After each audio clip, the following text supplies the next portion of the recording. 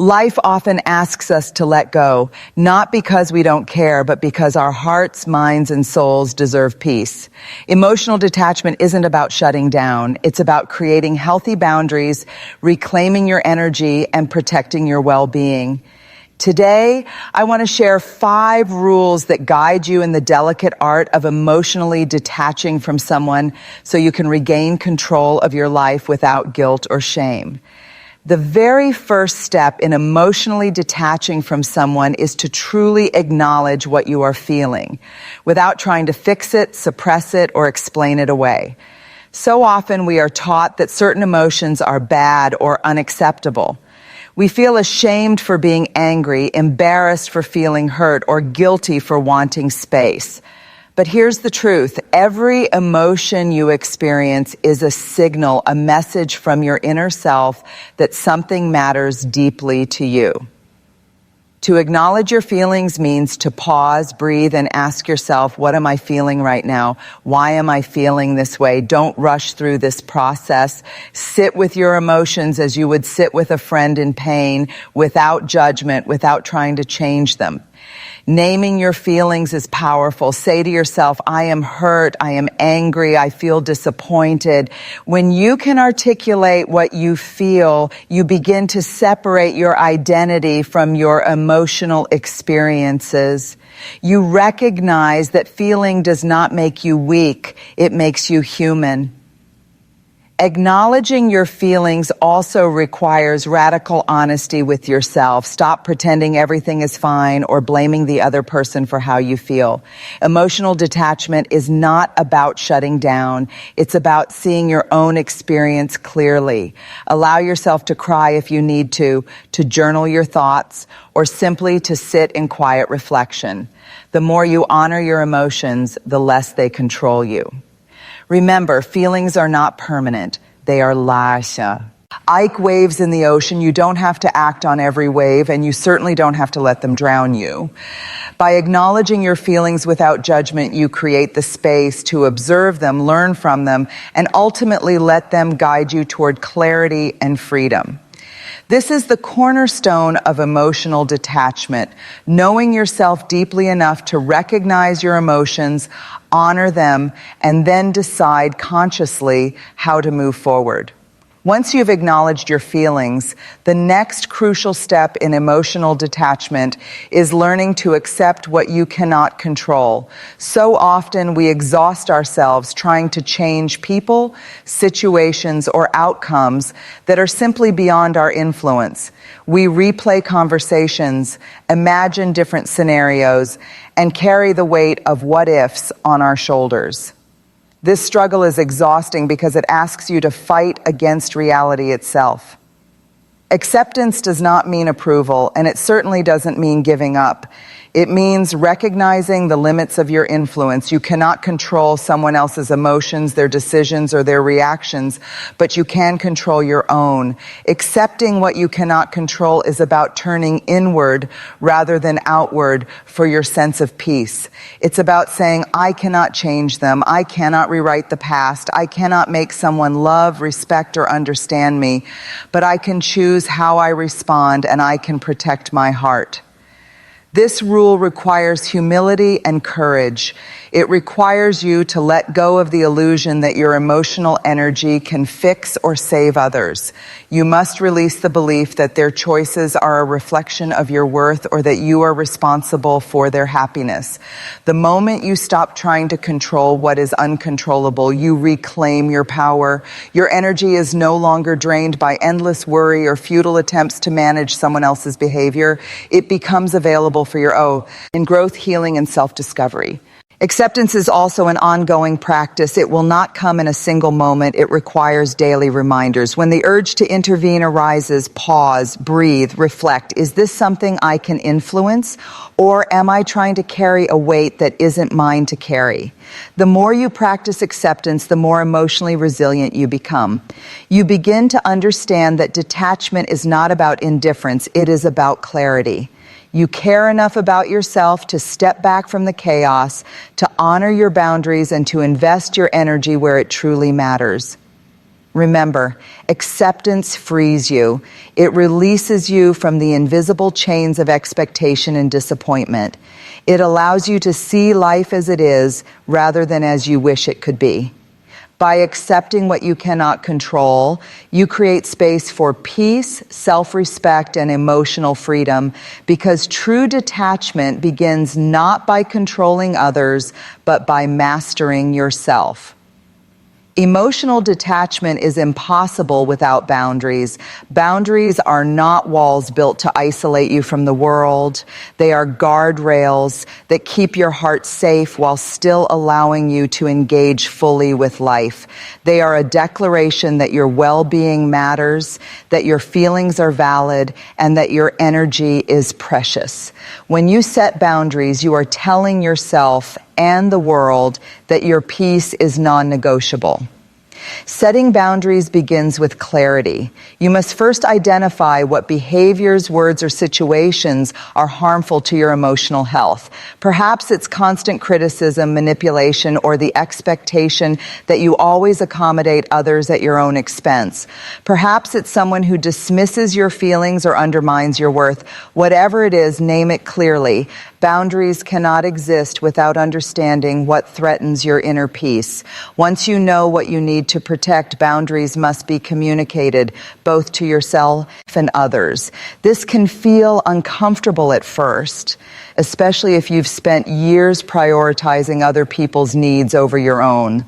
Saying no or expressing limits is not selfish. It is an act of courage and self-respect. You might feel fear, guilt, or even shame, but these feelings are signals that you are moving in the right direction. Every time you enforce a boundary, you reinforce the message that your heart deserves care and protection. Boundaries are also about consistency. It's not enough to set them once, they must be maintained. Emotional detachment requires that you honor these boundaries even when it's inconvenient, even when others push back, and even when your own old habits of people-pleasing resurface. Consistency sends a clear message to your mind, body, and spirit. I am in control of my own emotional space. Lastly, remember that boundaries are not punitive, they are protective. They do not exist to punish the other person or to create resentment. They exist to preserve your integrity and your capacity to love without losing yourself. By protecting your heart, you create space for authentic connections that uplift and nurture you, and you gradually release those relationships that drain, deplete, or diminish your spirit. When you set boundaries, you are not closing your heart, you are honoring it. You are learning that detachment is an act of love, not avoidance. It is a commitment to yourself that your emotional well-being matters, that you deserve respect, and that your heart is sacred. Boundaries are the framework of freedom. They allow you to engage fully with life without losing yourself in the process. Detaching emotionally from someone is not about abruptly severing ties or creating dramatic distance. It is about taking intentional steps to protect your emotional well-being. Limiting your exposure gradually allows your heart and mind to adjust, to reclaim balance, and to regain clarity. This process is a form of self-compassion. It honors your emotions while giving you space to heal and regain control. The first step in limiting exposure is awareness. Pay attention to the interactions that leave you feeling drained, anxious, or triggered. Notice the patterns, the conversations, the behaviors, or even the timing of contact that consistently destabilize you. Awareness is essential because it gives you the information you need to make conscious choices about who and what occupies your emotional space. Once you understand your triggers, begin to create gentle distance. This can take many forms: reducing the frequency of communication, stepping back from in-person interactions, or even unfollowing or muting someone on social media. These actions are not acts of rejection, they are acts of preservation. They send a powerful message to yourself: my energy is valuable, and I choose how and where to invest it. Gradually limiting exposure also allows you to process your emotions without feeling overwhelmed. When you immediately cut someone out of your life completely, you may experience a whirlwind of guilt, fear, or doubt. Gradual detachment, however, gives your heart time to recalibrate. You learn to set boundaries, protect your space, and observe how your emotional responses shift as distance increases. It is equally important to pair limited exposure with self-reflection. Ask yourself, how do I feel after this interaction? How do I feel when I take a step back? Am I gaining clarity, peace, or emotional freedom? Journaling, meditating, or simply observing your emotional state can strengthen your awareness and reinforce the benefits of detachment. Finally, understand that limiting exposure is a practice, not a punishment. It is not about hiding, avoiding, or abandoning. It is about creating a safe, nurturing environment for yourself. Every small adjustment, every intentional step back is a move toward reclaiming your emotional autonomy. By gradually limiting exposure, you give yourself the gift of peace, the power of choice, and the courage to detach while still honoring your own humanity. The final step in emotionally detaching from someone is to turn your attention inward toward your own growth and healing. Too often we expend energy trying to fix others, change circumstances, or hold on to what cannot be held. But true emotional freedom comes when we redirect that energy toward ourselves, toward becoming stronger, wiser, and more whole. Focusing on your own growth is not selfish. It is an act of courage, self-respect, and radical self-love.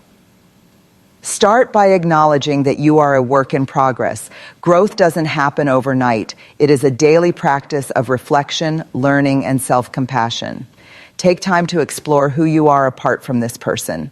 What are your values, passions, and dreams? What activities, relationships, and practices nourish your soul? By reconnecting with yourself, you begin to rediscover your identity, independent of the emotional entanglement that once consumed you. Healing also requires gentleness.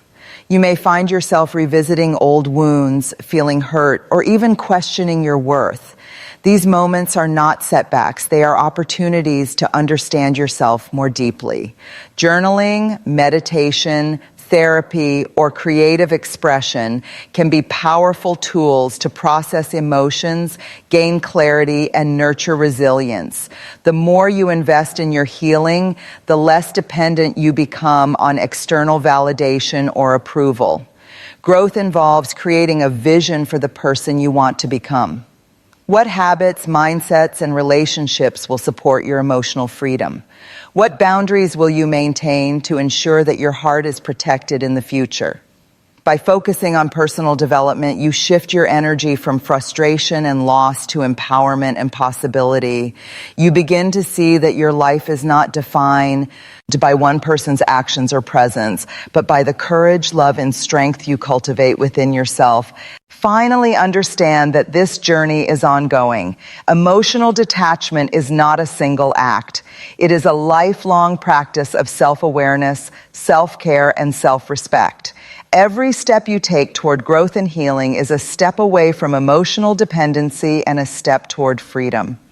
By investing in yourself, you not only detach with grace and integrity, but also create a life filled with purpose, resilience, and joy.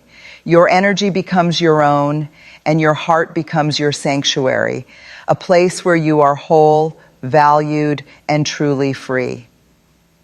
Emotional detachment is not about shutting off your heart or becoming cold. It is about reclaiming your energy, protecting your well-being, and choosing freedom over dependence. It is a courageous act, a declaration that your peace, your growth, and your emotional health matter.